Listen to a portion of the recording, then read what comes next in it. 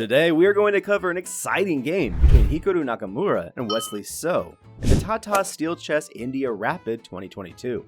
Hikaru Nakamura is known for his creativity, tactical brilliance, and ability to play well in complex positions.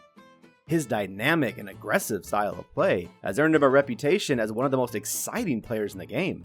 Nakamura is considered as one of the best blitz and bullet chess players in the world.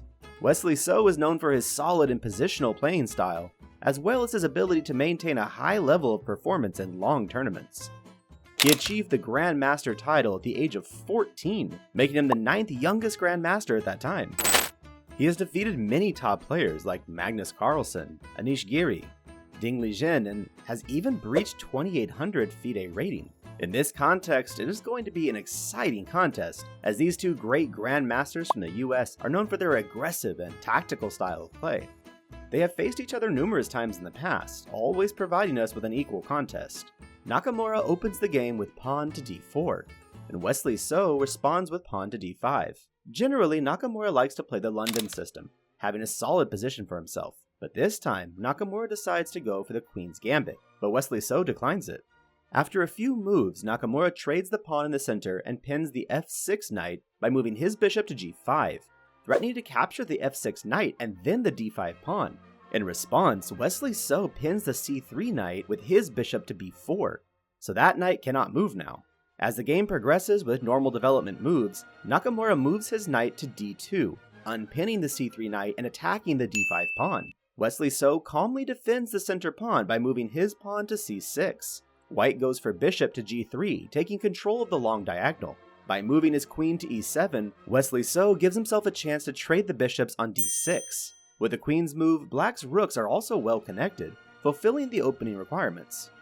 Nakamura then castles after moving his queen to b3, resulting in an equal position after the opening. Now let's see who gains an advantage in the middle game. Nakamura pushes the pawn to a3, forcing black to trade his good bishop for Nakamura's bishop on g3. Nakamura follows up with a4, planning to play a5 and capture the b7 pawn in the next move. Wesley So defends the b7 pawn by playing rook to b8. Nakamura creates more space on the queen side by pushing his pawn to a5 and asks for a queen trade by moving to a3. At this stage, it seems only Nakamura is pressing for an edge, while Wesley So is still figuring out what he can do. Wesley So declines the trade and relocates his queen to the kingside. Had Wesley So accepted the queen trade, it would have resulted in a slightly better ending for Nakamura because of having more space on the board. Wesley plays his knight to e4, aiming to trade one of Nakamura's knights. Nakamura accepts the trade and plays a6 to open up the queenside. In the next few moves, Nakamura doubles his rooks on the c-file to put pressure on the c6 pawn, while Wesley So brings his queen and rooks to the kingside to launch an attack. With Nakamura launching an attack on the queenside, Wesley So looking to take his pieces kingside, both players are fighting hard to get the advantage. This game has reached an exciting stage where we never know who will get the initiative first.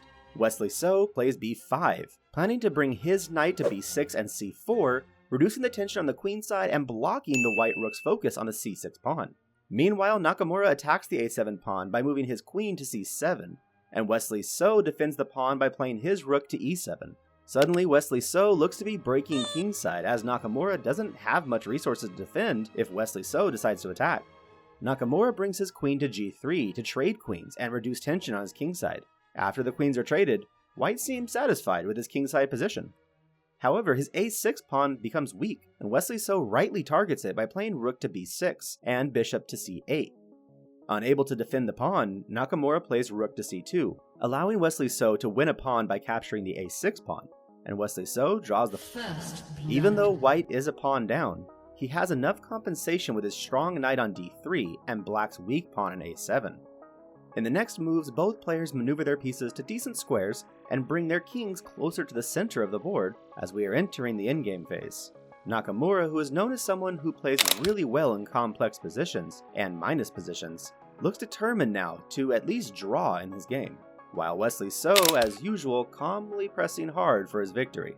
At this point, Nakamura had a good move by playing rook to a5, preventing the black pawn from advancing to a6. However, he missed that tactic and allowed Wesley So to play pawn to a6 and rook to a7, allowing black to utilize the extra pawn advantage.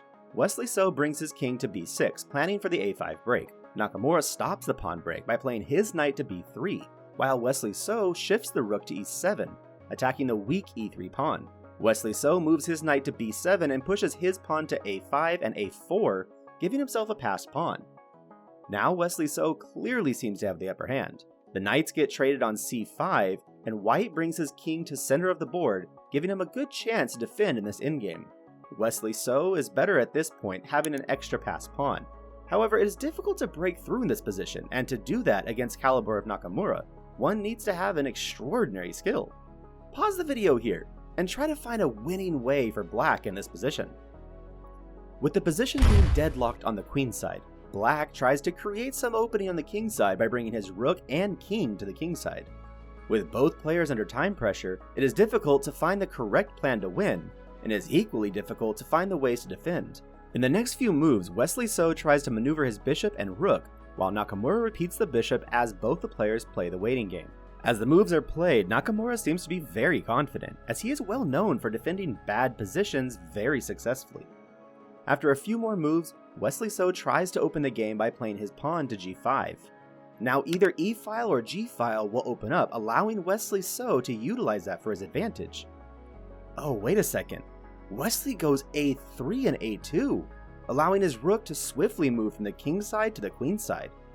Wesley moves his rook to a3, giving himself a great opportunity to win, while Nakamura's rook remains passive on a1. Despite the considerable progress, white continues to fight bravely, and black still needs to find the winning move. Both players are now left with about 1 minute on the clock, deeply thinking their moves to make progress in the game. They repeat moves while maneuvering their bishops. Nakamura tried to build a defensive position, but Wesley So made a breakthrough with a pawn move to h3. Forced to capture this pawn, Nakamura fell into a trap when So cleverly sacrificed another pawn to d4. If Nakamura took it with his e3 pawn, he'd lose his bishop due to a skewer threat on a3. Nakamura moves his king to c2. Black captures the pawn on e3 and plays rook to a3, enabling its entry into white's position.